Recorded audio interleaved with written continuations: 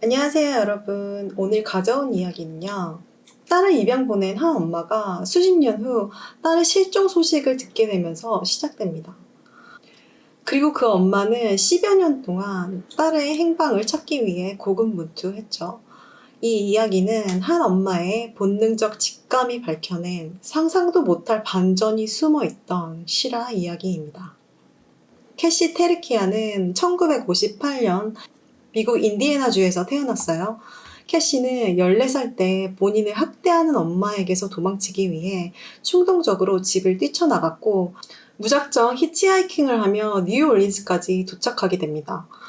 가출 중 랜디라는 남자를 만나게 됐는데 얼마 지나지 않아 캐시는 임신을 하게 돼요. 그리고 16살의 나이에 1974년 6월 23일에 건강한 여자아이를 출산하게 됩니다. 아이의 이름은 알렉시스라고 지었는데요. 남편은 아빠가 되는 데는 별 관심이 없어 보였고 아이가 태어나자마자 다른 여자들과 바람을 피기 시작해요. 그래서 캐시는 아이를 데리고 또다시 떠나게 됩니다. 갈 곳도 지낼 곳도 없었던 캐시는 결국 엄마를 찾아가게 되는데요.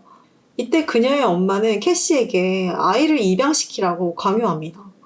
돈도 없고 도저히 아이를 키울 수 없는 형편이었기 때문에 캐시는 다른 대안이 보이지 않았어요. 결국 아이를 입양하기로 했죠. 약 6개월 뒤 캐시는 입양을 위해 버지니아주에 있는 입양단체에 연락을 했고 그들은 그녀의 딸을 최고 중 최고의 가정에 입양시키겠다고 약속을 합니다. 그 후로 캐시는 딸을 다시는 만나지 못했다고 해요. 캐시는 딸을 입양 보내고 뉴올린스로 돌아와 다시 삶을 시작하려고 노력했어요. 하지만 아이에 대한 마음이 사라지지 않았죠. 캐시는 주기적으로 입양단체에 연락을 해서 딸의 행방에 대해 알아보려 했지만 비공개 입양 절차상 아이가 성인이 된 후에야 재결합 여부를 결정할 수 있다는 거였어요. 그렇게 많은 시간이 흘러 그녀는 간호사가 되었고 새로 결혼도 하게 돼요. 하지만 아이는 더 이상 갖지 않았다고 합니다. 그녀는 가끔 입양 보낸 딸을 생각하면서 좋은 집안에서 잘 자라고 있을 거야. 입양을 보낸 건 잘한 일이다. 라고 마음을 토닥이곤 했어요. 그리고 몇 년 후 캐시는 크게 한번 아프고 난 뒤로 입양된 딸을 다시 찾기 위해 희망을 담아 입양단체에 딸에게 전해달라며 본인 연락처를 남깁니다. 그리고 무려 딸을 입양 보낸 지 35년의 시간이 지나서 2010년이 되었어요. 어느 날 캐시는 버지니아주 입양 단체로부터 한 편지를 받게 됩니다.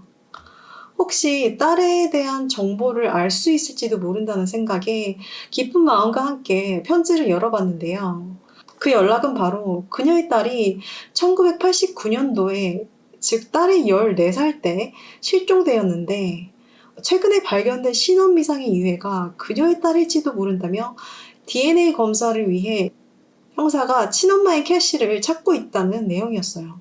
입양 기관에서는 보안 정책상 딸이 미시간주에서 사라졌다는 얘기 외에는 해주지 않았어요.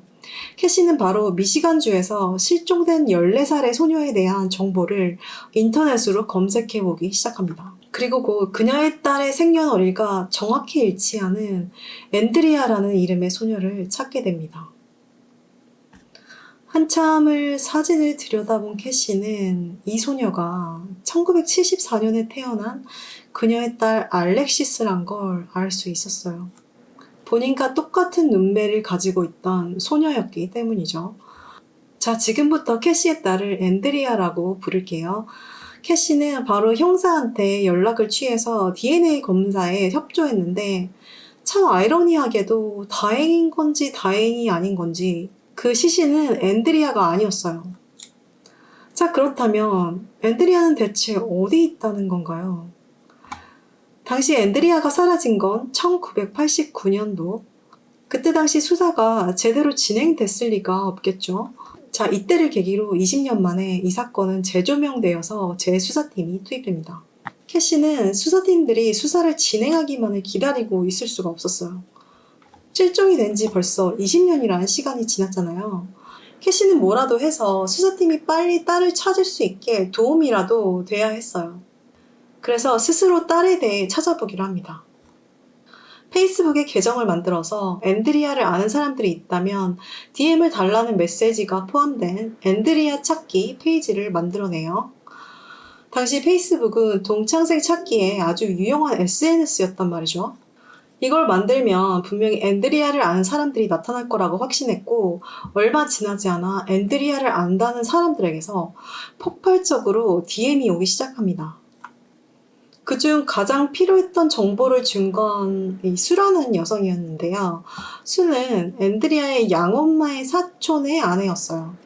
수가 준 정보에 따르면 앤드리아는 데니스 보우맨과 브렌다 보우맨 부부에게 입양이 되었는데 미시간주 해밀턴이라는 동네에서 살고 있었다고 합니다. 그리고 앤드리아가 12살이 되던 해에 이들 부부는 딸을 낳았고 그때부터 4인 가족이 됐대요. 2013년 캐시는 페이스북 DM으로 메타라는 여성에게서 연락을 받게 되는데 여기서 아주 중요한 실마리를 찾게 됩니다. 이 여성의 말에 따르면 그녀는 6살이었던 1989년도에 미시간주 홀랜드에 있는 주유소에서 납치된 적이 있었는데 그날 주유소에서 빨간 픽업 트럭을 탄 남성이 강아지를 보여줄 테니 함께 가자며 그녀를 차에 태웠고 한참을 달려 차를 세운 그는 밧줄로 그녀를 묶고 숲으로 끌고 가 나쁜 짓을 하려고 했대요. 근데 다행히도 마침 근처에서 캠핑을 하던 사람들의 소리 때문에 그는 도망쳤다고 합니다. 그녀는 밧줄을 풀고 도로로 뛰쳐나갔고 행인에 의해서 신고가 돼요. 메타는 경찰서에서 범인의 인상착의를 설명했고 몽타주가 그려졌어요. 그리고 신문에도 기사화가 되었죠. 하지만 그 당시 범인은 끝내 잡히지 않았어요. 그리고 24년 후 메타는 앤드리아의 실종 스토리를 페이스북에서 우연히 접하게 됐는데 앤드리아가 사라진 지역, 사라진 연도가 메타가 겪은 사건의 지역과 연도랑 같았고 혹시 똑같은 범인에게 납치된 건 아닐까? 라는 의심이 들었대요. 그래서 앤드리아에 대해 검색하기 시작하다가 앤드리아의 가족 사진을 봤는데 오 마이 갓. 그 남자인 거예요. 24년 전에 본인을 납치했던 범인. 이 정보를 듣게 된 캐시는 충격에 빠졌어요. 이때부터 캐시는 당시 취미로 미제 사건을 조사하던 아마추어 탐정 칼과 함께 협력해서 사건을 조사하기 시작합니다. 앤드리아의 양아버지 데니스는 당시 목수였고 항구에서 요트를 고치는 일을 했거든요. 그가 일하던 곳 바로 옆이 메타가 납치된 주유소가 있는 장소였어요. 메타가 그때 당시 신고한 진술서에도 범인이 빨간 픽업 트럭을 타고 있었다고 기록되어 있었는데 데니스가 진짜 그런 트럭을 갖고 있었는지 확인해야 했습니다. 그래서 데니스의 친척을 찾아내서 물어봤는데요. 맞아, 그런 트럭이 있었어. 라는 말을 듣게 돼요. 그때 당시 그 차 사진을 보여주면서 말이죠. 대체 앤드리아는 어떤 가족에게 입양됐던 걸까요? 캐시는 미시간주로 가서 앤드리아를 알고 있다는 동창들을 직접 만나서 더 많은 이야기를 들어야만 했습니다. 동창들의 말에 따르면 그때 당시 앤드리아는 태어난 지 얼마 안 된 동생을 잘 돌보았고 엄청 예뻐했다고 해요. 그리고 친구들에게 자주 이런 말을 했었는데 나는 동생이 다 크고 나면 집을 나와서 진짜 엄마를 찾으러 갈 거야. 라고요. 그리고 이상한 얘기를 듣게 되는데요. 앤드리아가 사라지기 약 2개월 전에 앤드리아가 학교 선생님에게 아버지로부터 학대를 당하고 있고 부적절한 신체 접촉을 당하고 있다고 털어놨답니다. 그래서 경찰이 출동을 했는데 앤드리아의 말이 심각하게 받아들여지지 않았고 그저 반항하는 10대의 지어낸 말일 거라고 생각하면서 그날 그냥 앤드리아를 집에 돌려보냈대요. 그리고 그로부터 얼마 지나지 않아 앤드리아는 사라졌다고 합니다. 수사팀에 따르면 앤드리아의 실종은 그녀의 양아빠 데니스의 신고를 통해 알려졌는데요. 그는 경찰에게 앤드리아가 $100를 훔쳐서 집을 나갔다는 신고를 했어요. 그리고 앤드리아가 최근에 굉장히 예민해졌는데 워낙 반항이 심해져서 문제를 많이 일으키고 있었다고요. 신고 당시 데니스는 그날 저녁 아내를 직장에 내려준 뒤 2살 된 딸과 함께 집에 도착했는데 앤드리아가 짐을 싸고 있었고 서랍에 있던 돈을 가지고 집을 뛰쳐나갔다고 합니다. 앤드리아가 실종된 뒤 시내에서 그녀를 목격했다는 신고가 여러 건 접수되었어요. 그중 이런 목격담도 있었어요. 마트나 스케이트장에서 머리를 금발로 탈색을 한 임신을 한 앤드리아를 목격했다는 신고였어요. 그치만 앤드리아를 찾을 순 없었고 신고는 점차 줄어갔죠. 결국 이 사건은 미제로 남게 됐다고 합니다. 앤드리아는 정말 가출을 한 걸까요? 캐시는 앤드리아가 입양된 부부가 대체 어떤 사람들이었는지 알아야 했어요. 그녀는 정보공개법을 이용하기로 합니다. 정보공개법은 대중에게 연방기관의 기록에 대한 접근을 요청할 수 있는 권리를 부여하는 미국 연방법인데요. 덕분에 앤드리아의 양아버지 데니스 보먼에 대한 정보 기록을 손에 넣을 수 있었어요. 자, 이제 데니스 보먼이 대체 어떤 사람이었는지 알아볼 건데요. 데니스 보먼은 1950년도에 태어나 21살에 고등학교 때부터 만난 브렌다와 결혼을 했어요. 이들 부부에겐 아이가 생기지 않았고 몇 년 후 갓난아기를 입양하게 됐는데 그게 바로 앤드리아였어요. 1980년 5월 데니스는 앤드리아가 5살이었을 때 폭행과 살인미수 혐의로 기소된 적이 있었는데요. 미시간주 호수길에서 자전거를 타고 있던 여자아이를 권총으로 위협하며 자전거에서 내려 숲으로 들어가라고 명령했대요. 바로 그때 한 트럭이 오는 걸 본 아이가 도로를 뛰쳐나가 트럭을 세워 도움을 청했다고 합니다. 그 후 데니스는 얼마 지나지 않아 체포되었고 그는 나쁜 짓을 할 목적이 있었다는 걸 인정했어요. 이 사건은 다행히도 피해자가 다치지 않았고 도망쳤지만 까딱 잘못했으면 1급 살인으로도 이어질 수 있었던 사건이었어요. 그때 당시 법정에서 판사는 데니스는 감금되지 않으면 여성에게 위험한 존재라면서 그를 5년에서 10년형에 선고했다고 합니다. 그 후 데니스는 교도소에서 5년을 살다 가석방되었어요. 또 다른 기록에 따르면 앤드리아가 실종된 지 약 9년 후인 1998년도 데니스는 이번엔 스토킹과 무단침입 혐의로 체포되었는데요. 그 당시 데니스는 직장 동료였던 여성의 집에 몰래 침입했다가 무음 경보기가 작동되어 경찰에게 발견됐거든요. 경찰이 추궁하자 데니스는 자기 집에 전기가 나가서 며칠 동안 동료 집에 머물고 있는 거라고 말했답니다. 하지만 경찰이 확인한 바로는 그는 허락 없이 무단 침입을 한 거였고 그런 데니스를 수상하게 여기고 그의 집을 수색하기로 해요. 집을 수색한 결과 집에서 그 직장 동료 여성이 예전에 도난당한 란제리아 속옷이 들어있는 더플백을 발견해요.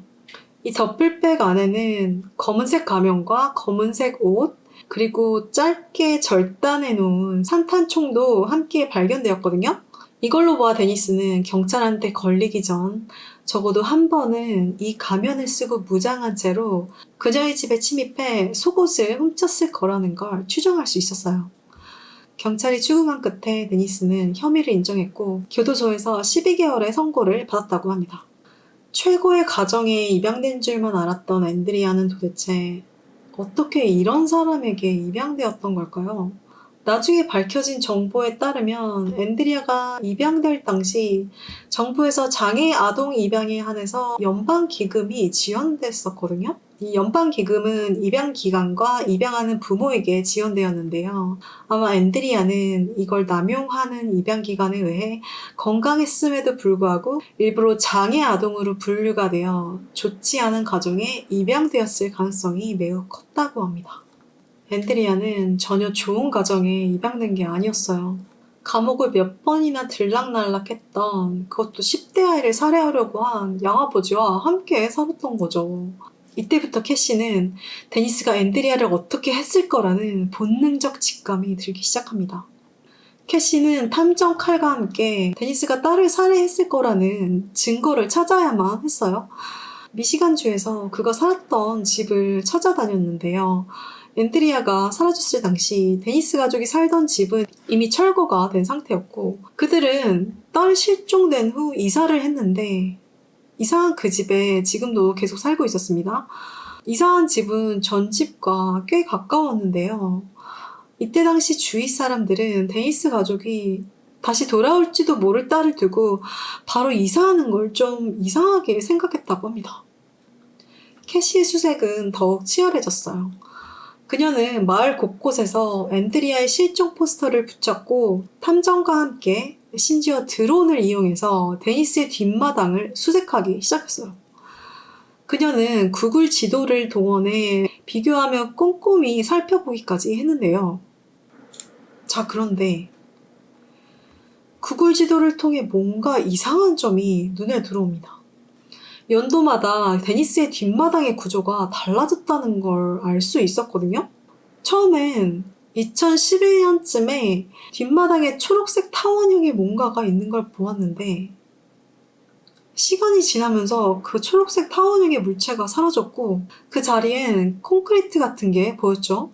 캐시는 그들의 뒷마당에 이 특이한 콘크리트 구조물이 수상하다는 걸 느낍니다. 왜 뒷마당 구조가 변했지? 뭔가 숨기고 있는 게 분명해. 그녀는 본능적으로 그녀의 딸이 분명 뒷마당에 묻어있을 거라고 직감했어요. 하지만 수사팀들은 그녀의 말에 동의하지 않았습니다. 왜냐면 앤드리아가 실종됐을 땐 예전 집에 살았으니까요. 만약 근처에 묻었다면 예전 집 근처 숲에 묻는 게 더 설득력이 있었습니다. 현재 집 뒷마당에 묻으려면 앤드리아를 죽인 뒤 몇 개월이나 지나서 새 집 뒷마당에 묻었다는 건데 말이 되지 않았어요. 하지만 캐시는 현재 집 뒷마당이 자꾸 수상하다며 주장을 굽히지 않았고 수사팀에게 뒷마당을 수색해야 한다며 압박을 주기 시작합니다. 하지만 그저 직감만으로 뒷마당을 판다는 건 법적으로 불가능했습니다. 수사팀에게는 물리적 증거가 필요했으니까요. 몇 년간 캐시는 수색을 계속하면서 수사팀에게 정보를 주려 노력을 했어요. 하지만 사건은 전혀 해결될 기미가 보이지 않았습니다. 근데 2019년도에 전환점이 생기는데요. 바로 데니스가 체포됐다는 소식이었습니다. 캐시는 드디어 내 딸을 죽인 혐의로 체포되었구나 했는데 데니스는 이 사건이 아닌 1980년 캐슬린 도일이라는 여성의 살해 혐의로 체포된 거였어요. 아니 이게 어떻게 된 일일까요? 당시 25살이었던 캐슬린 도일은 1980년 버지니아주 노퍽이라는 동네에 살고 있었어요. 그녀는 군인 남편과 결혼한 지 얼마 지나지 않은 신혼부부였는데요. 당시 남편은 부대에 배치되었고 그녀는 혼자 집에서 살고 있었죠. 그리고 그해 9월 10일 캐슬린은 친구를 집에 초대해 밤까지 와인을 마시며 수다를 떨며 놀고 있었어요.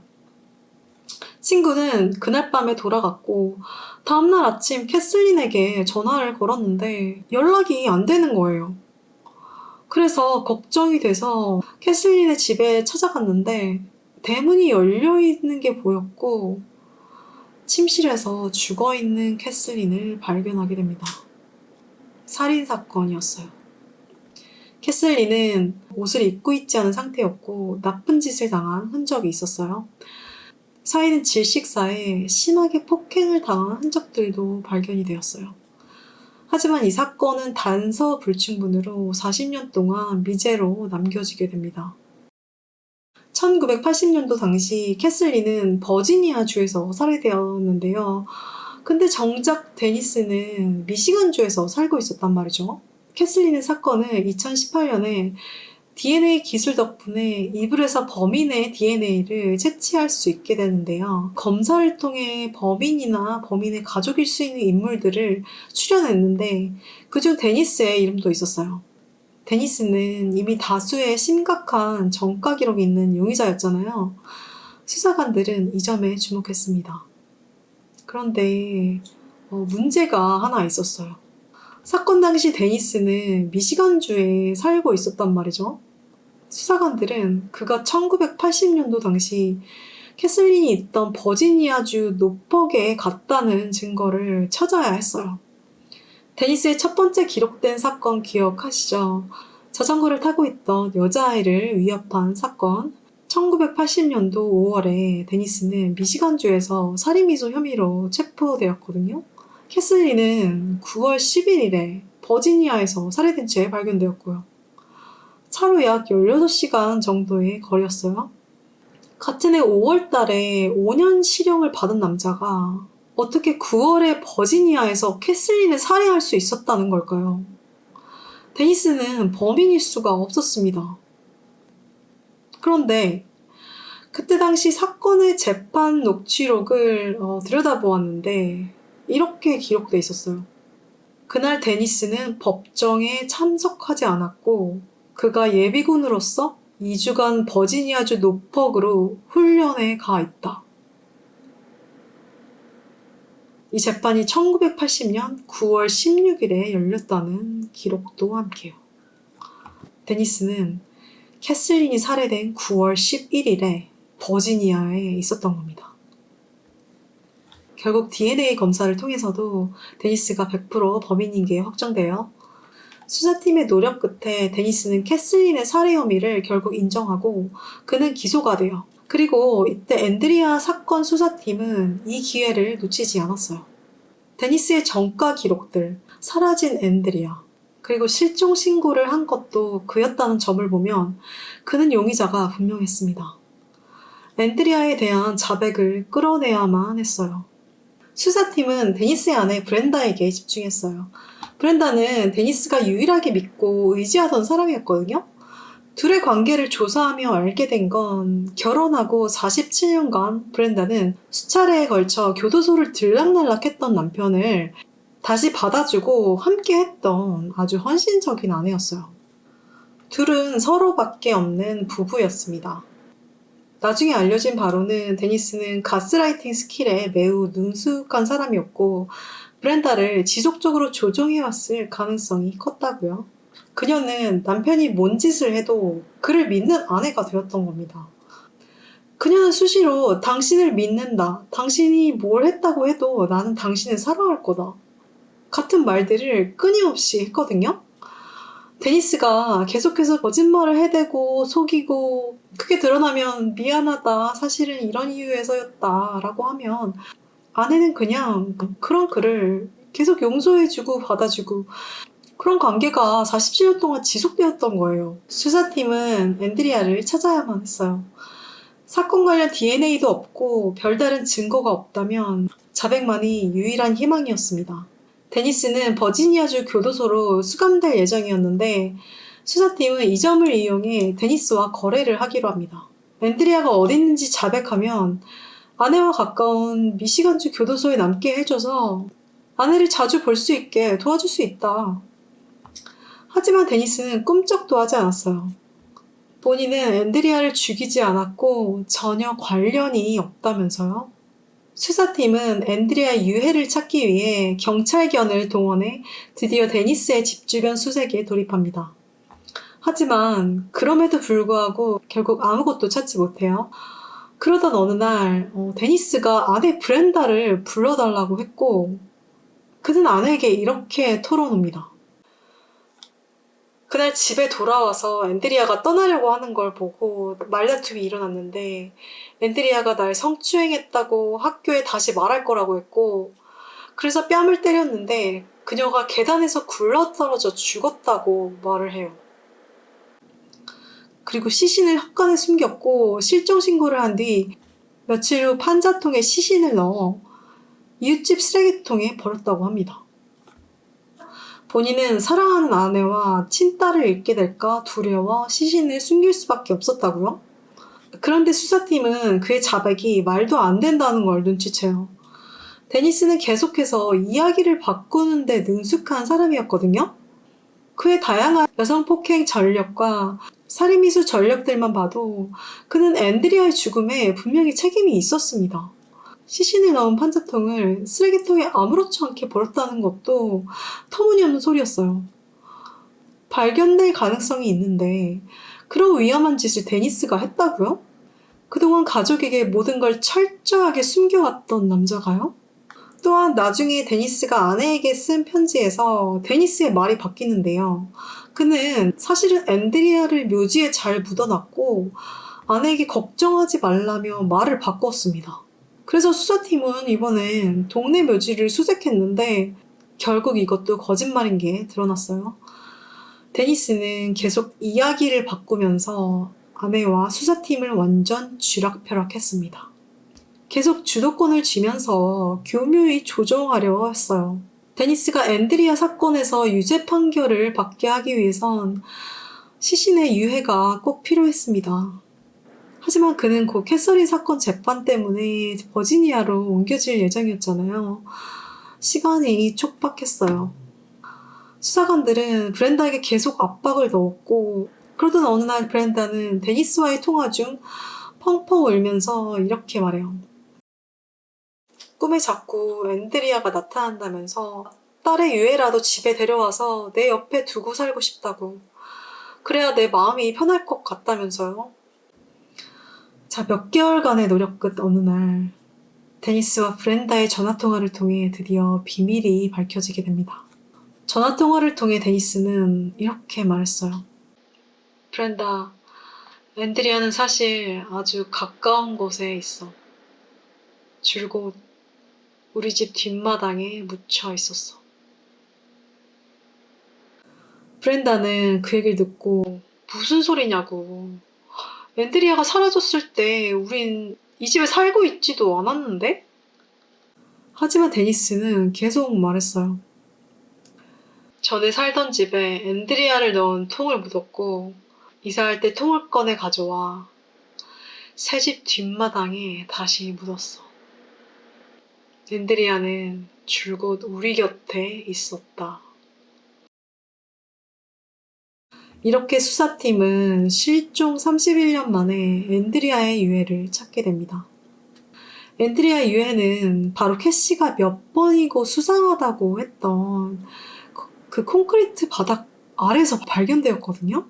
친엄마 캐시의 직감이 맞았던 거예요.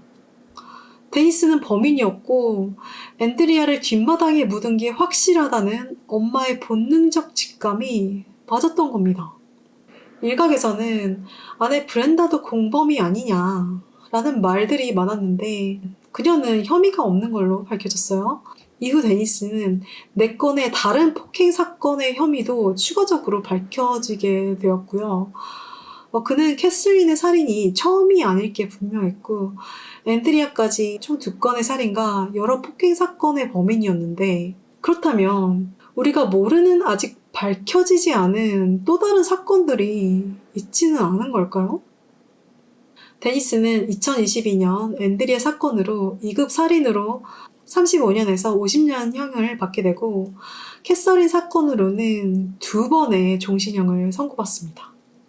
결국 그는 미시간주가 아닌 버지니아 교도소로 보내져서 현재 수감되어 있습니다. 앤드리아 유해가 발견된 후 브렌다는 유해를 반으로 나눠서 캐시에게 줬다고 해요. 아마 화장을 한 뒤 젤을 유골함에 담아서 반으로 나눴다는 말이겠죠?